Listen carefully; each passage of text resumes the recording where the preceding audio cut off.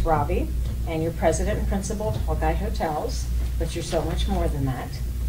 You're an entrepreneur, and you are, what was the company? The Patel Endeavors, a holding company that invests startup capital into social entrepreneurs around the country.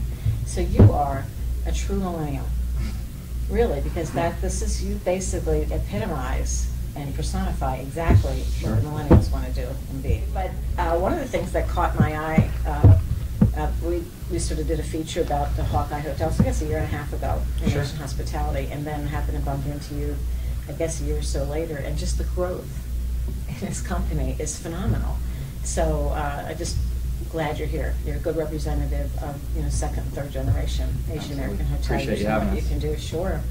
And of course we have Pratik, and Pratik is a principal with REM Hospitality, and I know you don't like to, it's not that you don't want to talk about REM Hospitality, but I know that publicly you are the leadership, you're the face of AHOA. And I know you like to basically channel just about any topic in that direction. So I'm just going to, as the chairman of AHOA right now, I'm just going to give you that opportunity to do that in this forum. If you want to speak as your own, businessman kind of thing, please feel free to do that. But I've noticed that just about every time anybody asks you a question, you go, well, yeah, that's me, but AHOA, so you seem to be directed at that. And then we have Bill Fortier. He's Senior Vice President of Development for Hilton Worldwide. And he's got a lot to talk about because he just announced Canopy, and other brands are growing. We were just chatting a little bit about the historical, phenomenal success of Hampton Inn. And it's just kind of rare, I think, where a hotel company gets something that right for so long. It's just a pretty cool story. And then we have Mitch Patel, CEO of Vision Hospitality, which you co-founded, and you're president as well. And it's a family company. And your dad, Ish, is still involved. And your two brothers? One brother. One brother. And is an uncle involved? Family friend? There are family. Okay. There's other family that. Okay, the friends and family model. Yeah, that's right. That's good. And then we have Fred Schwartz, president of AHOA for 18 years. And a huge impact on the industry, and even before that with the Olympics. I told Fred that at the time I was working at newspapers near Philadelphia, and we knew what was going on with the economic development in Atlanta with the Olympics, and when it came to lodging and hospitality and all that, Fred's name came up even in Philadelphia. And we actually had some people come up and do some presentations for community groups in Philadelphia, how you can take an engine like Olympics, anything like that, and turn it into a sustainable economic model, which it did for Atlanta. It's pretty phenomenal. And then we have Greg T. Mount, CEO of RLHC, used to be Red Lion Hotel Corporation, and a lot of cool things, very cool things happening there. And that your new brand was just revealed yesterday, RL Hotels. And so we'll give you a chance to talk about that a little bit. Anyway, what I want to talk about, just to kind of open it up, is we're definitely post-recession. And what we're hearing at the lodging conference is this comeback, so to speak, is going to last for some time. And everybody feels pretty good about that. And I don't even think Ebola is dampening the outlook at this point. So what I wanted to chat about, especially just with the hoteliers at this point, very briefly go over what you did, your business did at the right in the midst of the recession. What things did you decide to do to make sure you made it out to the other side? And Mitch, I'll start with you. Sure. So I think it's important for me to go back to when we started the company in '97 with the Homewood Suites, and then we went through the down cycle in 2000, 2001. And we learned a lot, right? We learned a lot from our experiences. So when 2009 came around, I think, look, no one was immune to the downturn, but I think that we were well prepared the best that we could. And it's a formula that we've developed over the years, and we're going to apply it going forward, because we have to be foolish to think that there's not another downturn occurring. We don't know when, we just know it's coming. I think it was the most optimistic economist I've ever heard this morning. He said it's the greatest economic expansion in the history of this country. So I hope it goes on for a long time. I think we all do. But so our model has been, number one, we align ourselves with the best brands, the premium brands that are out there. There's some brands that have 400 or 500 horsepower engines. You have the best drivers, pit crews, but you've got to have a car with a lot of horsepower, right? Markets. Great thing about this business is if you're into statistics that I am, being an engineer, there is a lot of data at our fingertips. You go pay a couple extra $100 and go get a 14-year STAR report and actually model what happened in the cycles, with supply coming in, the demand, absorption, and so forth. And then third, this is the last two are more personal to us. And it's we develop our hotels well above brand standards, which I know Bill knows, and it's because social media is changing everything, right? People are taking photographs, and it could be a Hampton Inn or a Hilton Garden Inn, but if you design it the way we design it, I really believe that it translates to good business. Mm-hmm. And the last thing that I think it's very important for us to remember, and the hoteliers should remember this, that this is not a real estate business. First, it's a people business, right? And so social media again is if you're doing a great job, if you're doing a poor job, people are going to know more than ever, right? So we feel like, to sum up the answer to your question, is we feel like that we do those four things extremely well. We've actually coined it 4 pillars of success is what we call it. And if we do those things continuously going forward, and of course, there's a lot of other variables like basis and leverage and all those things. I think that we'll come across the downturn better than hopefully we can. So. Excellent. How about you, Robbie? What did you see, and what did you decide with your company? Sure. So again, for us, I think it's important also to go back to just a hair prior to the recession. My parents are immigrants to the country. They bought a little shutdown hotel in Arkansas, grew up from there, went to Missouri, went to Iowa, became the first minority Marriott franchisee. Dad grew the portfolio to a little over a handful of hotels. That was at that time Hawkeye. And then he was partnered with some other gentlemen down in Texas and some other areas. But our platform was like 6 hotels right around when I took over, which would have been in 2008, graduated from Iowa. Worst economic downturn we've seen. And I was 20 years old, so I was too young and dumb to know any better. And so I was like, I should try to go build hotels like my dad used to do, right? And we had lost financing on a Homewood Suites that he started construction on. And so it was sitting there for a little while, and when I joined, that was my first tall order. It was go get the Homewood funded. So within 30, 60 days, I learned about SBAs, USDAs, how banks participated, all of that fun stuff, and got the deal put together.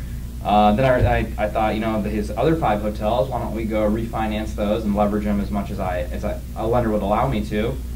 And so we did that, and we started deploying a lot of capital. The goal was to build and buy around 12 hotels or so, and mostly build because we've always been historically builders. So we did that, and my goal was probably within 10, 15 years, have another 5 hotels, wait for the rise, and spin off to an investment trust. But what happened was we had a REIT come in and buy 6 properties, so we sold them to Apple REIT, and that cashed us out. And so that was 2010, early 2010 when we did that. And so we're still in the midst of the recession, and we went ahead and deployed all that once again, and have been able to have a pretty solid growth trajectory since then. Hawkeye now is at, we currently own and manage 46, partners in another 30. We've got 7 under contract, another 5 we're under construction on. So we're continuing to grow. I think some really important lessons for me throughout the entire thing were that when I joined, I literally didn't know that people weren't getting funded, right? I was like, let me just try harder and try harder and try harder, right? Let me underwrite better. Let me put together more savvy packages. Let me meet every lender. Let me participate in these things myself, just do all of the legwork for people. So we kind of just did whatever it took to get these deals done. Again, lots of governmental guarantees, that type of thing. So now it's interesting because now the landscape's completely changed, right? So now funding's out there, but the deals are getting a little bit harder, right? So now construction prices have gone up. I'm not able to pick up foreclosure deals like that like we used to. Right. I think these 7 we have are probably one of the last portfolios of foreclosure type assets in a massive tranche that we'll see in a while. So now the landscape's changed, and we have to kind of adapt our business model to that. So now we're looking at other ways to grow the business as well. You know, is that through recycling capital through a disposition? Is that through refinancing through CMBS markets? So it's fun. It's a lot of fun. I mean, this is my first cycle, so I mean, I plan to be around for at least a couple more. So Well, we'll we still see have what that we can- beautiful hair. I want to. That's how we Yeah, do that's it. how each cycle you lose a little bit more. There you go. You're either gonna be Bill or Mitch. I'm gonna opt for Bill. I'm okay with Mitch. Good looking man still One with thing you said that no was hair. interesting was even in 2010, we got cashed out, but you deployed that capital where a lot of companies would have sat on that cash and been Yeah. afraid to spend it. So did you deploy it buying foreclosed properties or distressed mortgages? Sure. Is that how you did it? So we ended up buying about 20 distressed assets, Okay. and some of those have since then been sold, and we ended up building probably around 20 or so. So a total of 40 hotels in that time frame. So we were doing a little bit of both. It was a mixed bag of things. You know, there's properties from across the nation we were buying that were so there's like an example of like a property in Aurora, Colorado. I went out there December 27th, 2011, and the bank had Marriott called me. They're like, "Hey, go look at this hotel. They have to close on it by the 31st. You and your dad make quick decisions." We go out there, 48 hours, it's closed, but we got it at 30% of replacement. So Wow. there's a lot of those kinds of deals we looked at. Right. And like you're right. You know, a lot of people would have sat on that capital. You know, kept it in reserves. But again, you know, for us, it was just, for me anyways, let's be as aggressive as we can be right now. You know, construction's really cheap. We're getting, Mitch knows because he was building Yeah. through the recession, that you're getting Right. great value out of our subcontractors, right? You're getting great quality. They're getting done fast. And you know, it's just a good time to build if you had the connections in the industry and in the capital markets to be able to do that. That's So, interesting. yeah. So Pratt, just with the AHOA members, what did you see? What were they going through? What were some of their major concerns in the midst of the recession and then as it came out? I think I'm gonna have to put on my own company hat at this Go ahead, point because please do. I've only been part of this industry in the late 2006 is when I Mhm. kind of got summoned back home, and my father had one property and he was Mhm. tired of dealing with an insurance company on a claim. He said, I can't deal with this anymore. He goes, I want you to come home. And so took over the hotel business, and I think the smartest thing I ever did was I paid him for it. Right? Ah. And he didn't want the money, he didn't want any of that, but I was out working in the real world, being an IT consultant, and I said, no, I'd rather I'd feel better if I just gave it to you. Mhm. And so I gave it to him, and we started initially with lofty plans, and I think we secured an asset on the Riverwalk and had these great plans for Hampton Inn, right? That was the last historic building that we could possibly get. And we went down that path, and we were in the process of going through the city with the Army Corps of Engineers and boxing off the river level, and all of a sudden, we're in the middle of a big recession, and funding falls through. That was kind of all my capital put into one project itself. Mhm. Kind of ended up letting that go. Didn't really have a choice at that point, but Mm, didn't bet have that the hurts. wisdom. Well, I didn't have the wisdom of the cycle, right? And that was really what it was. And we had 2 or 3 other projects, and one of them we actually followed through with that we're probably still paying for. But it was one of those things that I wish I would have had some of that precursor knowledge beforehand. Didn't have the kind of foresight, Mhm. but I saw the importance of having that neutral basis in place. And so the cash that I'd given my father to buy the asset came in handy at a later point again. And we began slowly growing. I was very optimistic about even being part of the industry. I was kind of happy where I was at before. But eventually ended up growing, kind of merged our companies with a good childhood friend of mine, continue to grow. I think the key is make sure that you have a lot of capital. What really took us through the tough times is we had 2 independents, I think, were my initial buys. And those independents really brought us through the cash crunch time, right? And we were able to fund some of our disaster projects and remake what we were kind of at before. And so with that being said, right, I think that there's a good variety and a good mix that is needed at all times. And we should probably look at diversifying your portfolio to make sure you're kind of at all levels, because when one takes a hit, sometimes the others don't. And that was really the lesson that we learned, is that you really have to prepare for the worst and expect the best, right? And I think that that contingency plan and the exit strategies are always required and a necessity that our members may not do a lot of, right? And that's the planning that will really take them to the next levels. If they took the time to prepare, especially the exit strategy in a good time and a bad time, I think that that truly helps getting people through a recession. So. That's really interesting, because I was just at the AHOA Young Professionals event in Rockville, Maryland, and I think we had about 50, young, up-and-coming hotelier, wannabe hoteliers, that kind of thing. And it just seems like they have so much knowledge now. And I think, organizations, associations with AHOA, you're teaching them about those cycles. They don't have to stumble on them. They're learning about them in that process. And Fred, you were actually a part of that, the beginning of that Young Professionals.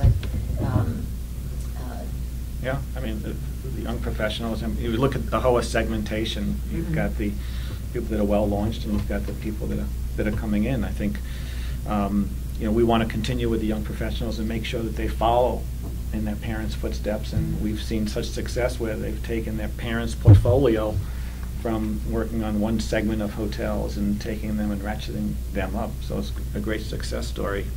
Remember, in the old days, we used to put up slides that said, okay, we've got the young professionals in the room, lifetime earnings of a cardiologist, lifetime earnings for someone that has an MBA, lifetime earnings for an attorney working for King and Spalding law firm, and then lifetime earnings of someone that owns a mid-market hotel that does X occupancy and X average rate, and that will be a better higher lifetime earnings than all the other ones.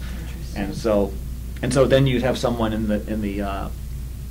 the session saying, well, yeah, but I want to be a cardiologist. I want to give back to humanity. And I remember one session, H.P. Rama was in the audience and said, well, if you're a successful hotelier, there's plenty of ways to give back to humanity. But the young professionals is just such a vital part of AHOA, and it's just such a success. And we see that with the second generation, doing the great hotels. Yeah, definitely. Well, civil engineer, Yes. finance and IT, entrepreneurship and management.